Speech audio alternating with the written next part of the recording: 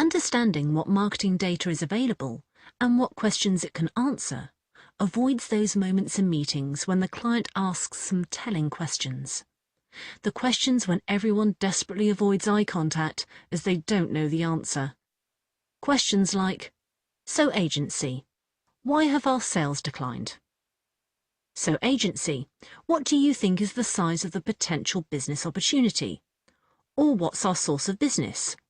Or what other brands and categories do our target audience buy? At this point, maybe ask the client to ask you one on sport. We will now have a whistle-stop tour of where the answers to some of these questions can be found. The information tends to come from sales data, consumer data, communications data, or desk research. Click each stone for more information.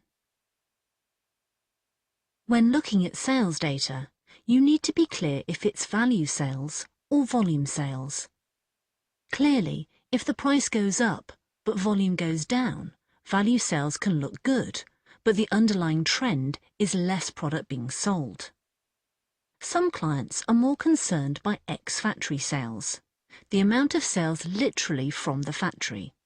But this does not account for retail sales, the amount of products actually being bought through the retailers or online distributors. The other important measure is the consumption data. How much is actually being used? You can imagine a company may sell tons of product X, consumers buy it in the shops and it sells out. But when the product gets into people's homes, the product is never used. So, is this a success? Probably not. The key point is to look at the health of sales in all 3 points of the supply chain. So next time, when sales are discussed, be clear what sales your client is referring to. In FMCG markets, knowing how much of a product is purchased at a time and the average weight of purchase is important. Knowing how often the product is purchased, i.e. the average rate of sale, can be invaluable when building your marketing objectives and strategies. We should be familiar with brand share data. Again, this can be value or volume share. Obviously, it's important to know what is being referred to. Gain and loss analysis helps identify where a brand is growing or declining. A lot of this information will come directly from your client's sales data, but there is real value in having this data at your fingertips too. Your clients will obsess over their sales data, so ensure you're familiar with it.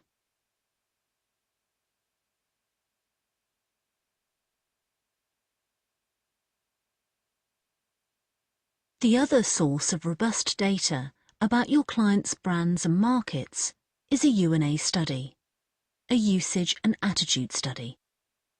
Check if your clients have done one recently and make sure you've seen it. A U&A study is a major piece of work and is normally done every few years. It will give you information about buyers compared to users and purchasers who are occasional or frequent.